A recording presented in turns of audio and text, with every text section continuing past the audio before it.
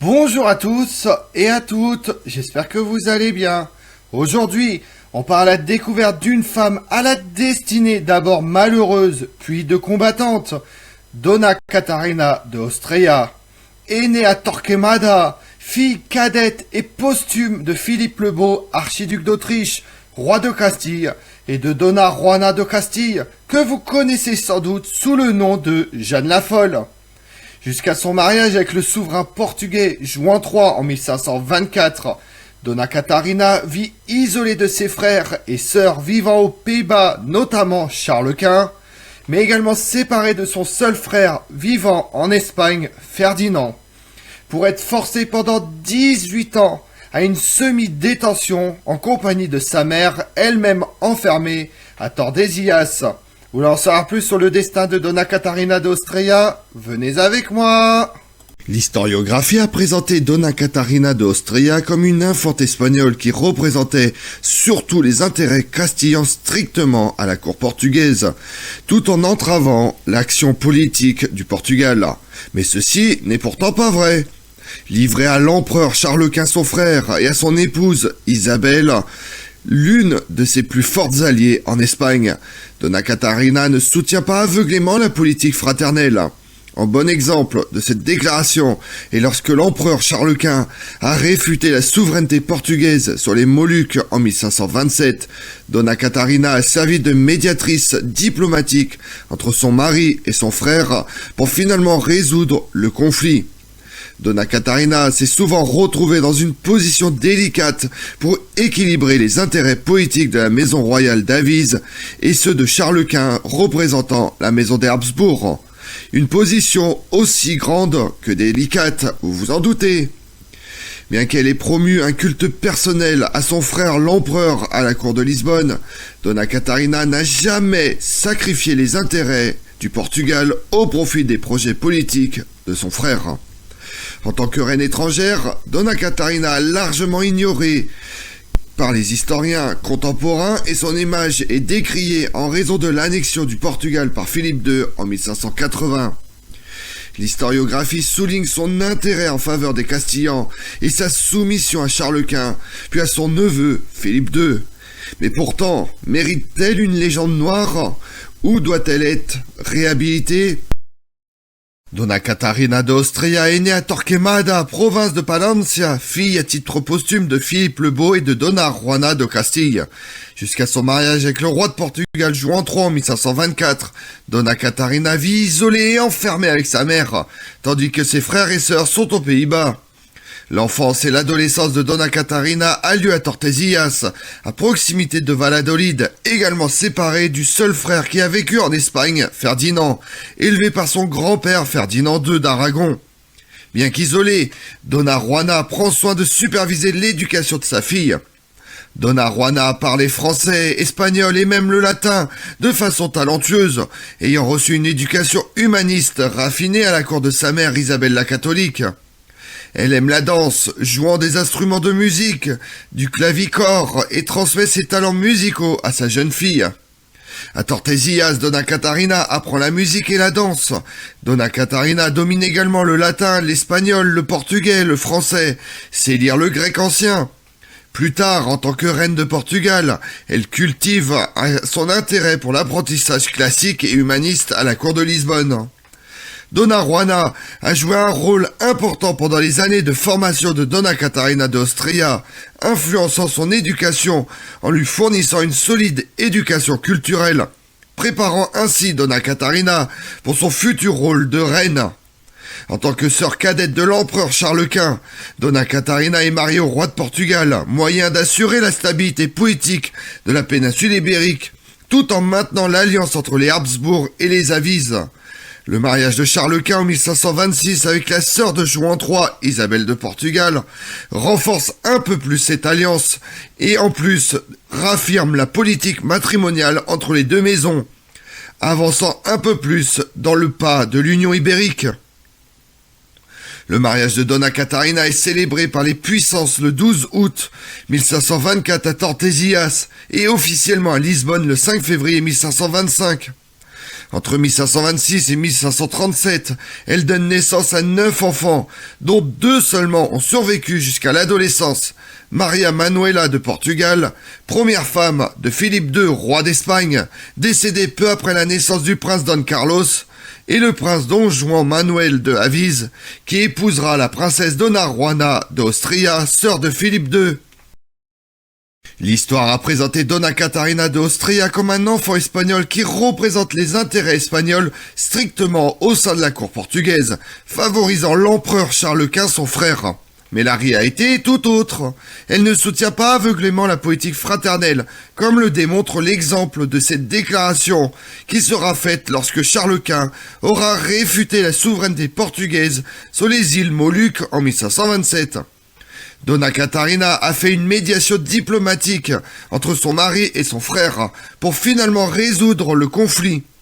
Donna Catarina se trouve souvent dans une position délicate pour équilibrer les intérêts politiques de la maison Avise et ceux des Habsbourg. Donna Catarina d'Austria, qui s'est montrée une figure politique puissante et influente sous le règne de Juan III, qui s'observe surtout dans les arrangements conjugaux des enfants, dans l'établissement de l'Inquisition et son rôle dans le conseil du roi. En comparaison des siècles précédents, de traditions masculines qui plaçaient la préférence de la régence au plus proche parent mâle du jeune roi, comme dans le cas du duc de Coimbra en tant que régent de son neveu Afonso V et non sa mère Léonore d'Aragon. En effet, même si les reines partagent la dignité de leur mari, leur fonction principale reste avant tout de générer des enfants pour la perpétuation de la dynastie, participant non pas à l'exercice effectif du pouvoir. Certes, il y avait un consensus en Europe sur le fait que les femmes ne devraient pas en principe exercer le commandement. Elles étaient censées être faibles, inconstantes, capricieuses et lâches par nature, des qualités indésirables pour une culture qui valorisait le comportement fort, courageux et agressif d'un monarque. La participation active de la reine au gouvernement du royaume portugais provoque dès le début des réactions de désaccord et de contestation de la part de la noblesse. Dans une lettre adressée à Charles Quint par son ambassadeur Sancho de Cordova, on apprend que depuis 1555-1556, le roi de Portugal souffre de maladies de plus en plus longues, qui le rend indisposé, mélancolique. De plus, Juan III souffre d'accès de fièvre ponctuels que les médecins traitent avec des saignées fréquentes, laissant le roi de Portugal dans un état précaire sans espoir de rétablissement. L'état du souverain Avise empire au milieu de l'année 1556 avec des fièvres devenues continues, ajoutées à de fréquents maux d'estomac. Dans sa profonde piété, Juan III décide d'assister le 11 juin 1557 à une messe et ordonne une procession contre la vie de la reine Donna Catarina, pour le salut de l'âme et la protection de Sébastien Ier, son petit-fils. Dans une lettre de l'ambassadeur d'Espagne destinée à Donna Juana, il est fait mention que l'état du roi de Portugal est très préoccupant. Les derniers jours de son règne, Juan III les passe en réunion du conseil afin de présenter et surtout tenter d'imposer Donna Catarina d'Austria comme régente de l'Empire portugais. Le 11 juin 1557, Juan III est victime d'une attaque d'apoplexie, malgré le fait que Donna Catarina n'a pas quitté le chevet de celui qui fut son mari pendant 32 ans. Ajoutez à cela ses prières et celles du peuple pour le rétablissement du souverain, rien n'empêche Juan III de sombrer dans un repos éternel. Le voyage du palais d'Aribiera à Belém a été accompagné de larmes et de signes de douleur de la part des personnes qui se sont rassemblées pour regarder le passage du cercueil royal. Le début de régence de la reine de Portugal est assez mal connu et très peu documenté. L'absence d'informations précises et de détails vient sans doute d'une volonté de la reine de Portugal de ne pas exposer sa prise de pouvoir et les méthodes utilisées. Mais on peut supposer que la disparition de toute cette période fut faite sur ordre de Don Henrique de Avise durant ses différentes régentes et sous son règne. Cette seconde option, la plus vraisemblable, est avant tout motivée par le désir du futur cardinal roi d'effacer son échec face à la fille de Charles Quint, tout en passant sous silence ses propres manigances et intrigues pour récupérer la régence de Sébastien Ier. Malgré la prise de pouvoir de Donna Catarina, favorisée par l'aide de Pedro d'Alcacova Carneiro et le soutien de Don Afonso de Portugal, comte de Vimioso, et de Don Juan de Lancaster, duc d'Aveiro, Le pouvoir de la reine n'est pas absolu et doit composer avec les différents personnages. Don Enrique, par son rang de grand inquisiteur, prince de sang et cardinal de l'Église catholique, ne peut être totalement écarté des affaires politiques. Pour éviter une confrontation et s'attirer encore plus d'animosité de la part de la noblesse, Donna Catarina accepte, pour assurer son pouvoir et gouverner de la meilleure manière, de concéder à Don Enrique de Avise une place au conseil respectant une des dernières paroles de Juan III, selon les dires de Pedro da Cacova Carneiro. C'est donc précisément dans ce contexte qu'il faut analyser la première tentative de démission de la reine de Portugal. Bien qu'ayant d'abord tenté d'empêcher sa belle-sœur de se retirer du gouvernement, Don Enrique a fini par accepter l'offre d'être son conseiller. Sa position de plus proche parent masculin du roi faisait de lui, selon la tradition portugaise, le plus apte à assumer la régence. Cependant, après que la reine eut annoncé sa décision de se retirer des affaires, les demandes des aristocrates pour qu'elle conserve sa charge déstabilisent grandement la position du cardinal. Lors de sa prise de régence, Donna Catarina d'Austria en 1557 est forcée de composer avec les fidèles de l'ancien roi, mais également avec les grands aristocrates. Malgré son hostilité envers la très haute noblesse, elle se voit dans l'obligation d'inclure son beau-frère, le cardinal Don Enrique de Avise, qui rêve également de revêtir le rôle de régent. Pour contrebalancer la puissance des grandes familles aristocratiques, Donna Catarina d'Austria place dans son gouvernement des personnes issues de la petite noblesse ou qui sont des obligés de Juan III. Mais dans la régence de la reine de Portugal, on trouve la présence de Don Antonio, présent à la cérémonie d'acclamation de Sébastien Ier, auquel la reine, grand-mère et tutrice du futur roi, n'a pas assisté.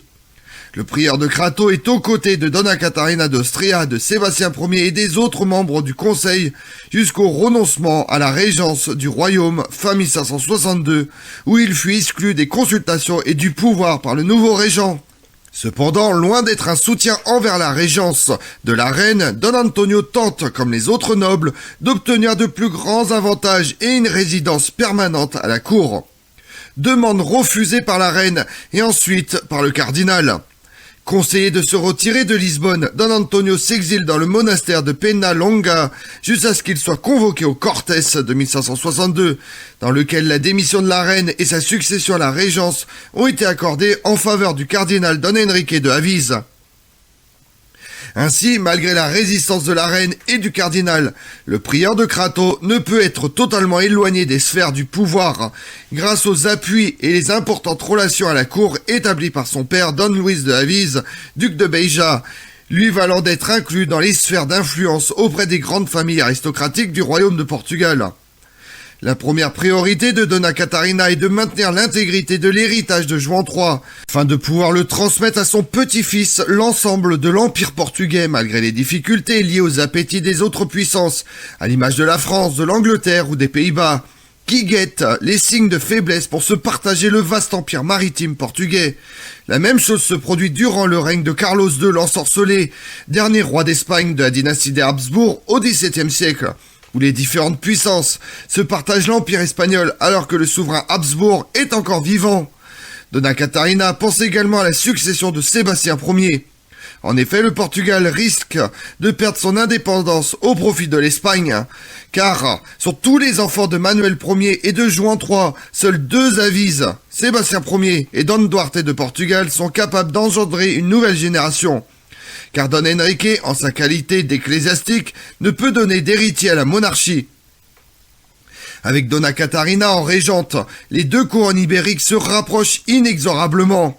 En outre, en cas de disparition de Sébastien Ier, celui qui lui succédera sera Don Carlos de Austria, fils de Philippe II, né de l'union avec Donna Maria Manuela de Portugal. Donna Catarina est également une grande mécène, devenant la plus importante collectionneuse d'objets de luxe et exotiques des colonies portugaises en Asie avant 1550. Ses acquisitions d'objets, de bijoux et de marchandises d'Afrique du Nord, de Goa, de Malacca, de Macao, de Ceylan, de Chine, du Japon, ont servi à souligner son statut social au sein de la cour de Lisbonne et de la maison d'Autriche. Donna Catarina a formé la première Kunstkammer, ou cabinet des curiosités du Portugal de la Renaissance. installé dans le palais royal de Lisbonne. Sa passion pour l'exotisme englobait également une grande ménagerie pleine d'animaux importés des colonies portugaises. Beaucoup d'entre eux ont été envoyés en cadeau à leurs parents d'Habsbourg en Espagne, en Autriche et en Flandre. L'éléphant indien Soliman, donné en 1551 à ses neveux Maria d'Autriche et Maximilien II, fut le premier éléphant à être vu en Autriche à la Renaissance. Sa collection comprend également un grand nombre de tapisseries flamandes, dont beaucoup proviennent de la chambre de sa mère Donna Juana de Castille. Donna Catarina possédait une galerie de portraits de cour familiale réalisés par les peintres de la maison d'Autriche, qu'elle a accrochés au mur du palais royal de Lisbonne. Un grand nombre de reliques représentatifs de sa collection originaire d'Europe centrale illustrent ses liens symboliques et spirituels avec la dynastie des Habsbourg. Après la conquête du Portugal par l'Espagne en 1580, les tapisseries, les objets exotiques et les portraits de cour de Donna Catarina sont passés entre les mains de Philippe II et ont été incorporés dans la collection royale espagnole, comme cela s'est produit avec la célèbre série des tapisseries des sphères, encore aujourd'hui dans les collections du patrimoine national espagnol. En 1562, la passation de régence entre Donna Catarina d'Austria et Don Enrique de Avise est souhaitée par beaucoup de personnes, à commencer par une partie des familles aristocratiques, du clergé, départ également souhaité par les Cortés. Ces derniers ont connu leur apogée au XIVe et XVe siècle sous le règne de Juan Ier. Ce monarque qui a installé la dynastie Avise sur le trône de Portugal après la guerre de succession de 1383-1387, comptant presque entièrement sur la bourgeoisie pour asseoir et consolider son pouvoir. Dans les royaumes de la péninsule ibérique, de Portugal, de Castille, de Valence, d'Aragon, les Cortés sont les assemblées des États et royaumes et sont convoqués par le roi ou la reine. Au fil des règnes, les Cortés deviennent de moins en moins importants. Les souverains portugais disposent et puisent dans les richesses apportées par l'Empire portugais, devenant moins dépendants des subsides accordés par les Cortés. Cet organe n'est plus convoqué, relégué à un rôle purement consultatif. Juan II utilise les Cortés pour museler et briser le pouvoir de la haute noblesse, mais sans les convoquer par la suite de l'exécution des ducs de Viseu et de Bragance. Durant les 26 ans de règne de Manuel Ier, les Cortés furent convoqués 4 fois. À l'époque de Sébastien Ier, les Cortés ne furent jamais convoqués. La passation de pouvoir entre Donna Catarina et Don Enrique a lieu au moment de la réunion des Cortés de 1562. Malgré le succès de Mazagan, la contestation envers le pouvoir de la reine se fait de plus en plus pressant. Consciente des critiques et des oppositions à sa politique castillane et matrimoniale, et stabilisatrice envers la France et les autres puissances, la reine de Portugal, toujours conseillée par Pedro d'Alcacova Carneiro, use d'une politique habile en annonçant l'abandon de sa charge de régente, prenant de court toute la noblesse, au profit de son beau-frère. L'acte de retrait de la reine de Portugal est lu devant les Cortés où certains des nobles présents favorables à la politique mise en place par Donna Catarina ont exprimé leur regret et leur insistance de conserver la régence. À l'image de Bartolomé dos Martires, archevêque de Braga, estimant qu'une telle charge accablerait le cardinal. Malgré les demandes de reconsidération, Donna Catarina abandonne le pouvoir tout en conservant la charge de tutrice de Sébastien Ier. Un geste aussi inattendu que subtil, car tout en donnant les pouvoirs sur la politique de l'Empire portugais à Don Enrique, la reine de Portugal conserve néanmoins le droit de suspendre et de contrôler les décisions concernant la personne propre du roi. Comme on l'a vu, reine de Portugal, par son mariage avec Juan III, elle est née en 1507 et morte en 1578, fille de Philippe le Beau, roi de Castille et archiduc d'Autriche, et de Donna Juana la Loco. Pendant le règne de son mari, son action ne s'est pas démarquée. Elle a dû se consacrer à l'éducation de ses 9 enfants, malgré quelques conseils prodigués à la demande du roi. Après la mort de son mari en 1557, elle fut nommée régente et se consacre assidûment à l'éducation de son petit-fils, Sébastien Ier. À la fin de l'année 1562, elle abandonne la régence au profit de son beau-frère, le cardinal Don Enrique de Avise, qui prend en charge le gouvernement de l'Empire portugais. Au cours du règne personnel de son petit-fils Sébastien Ier, il eut de nombreux désaccords sur la politique suivie par le roi Sébastien. Elle meurt quelques mois avant la disparition de son petit-fils dans les sables du Maroc à Akalsé-Kilbir. Je vous remercie d'avoir suivi cette vidéo en ma compagnie. Si vous voulez connaître mes autres vidéos, retrouvez-moi sur ma chaîne YouTube Tout sur l'Histoire avec Damien, mais également sur les réseaux sociaux, Twitter et Instagram, Histoire Damien. Et pensez à liker, commenter et vous abonner. Je vous remercie à tous.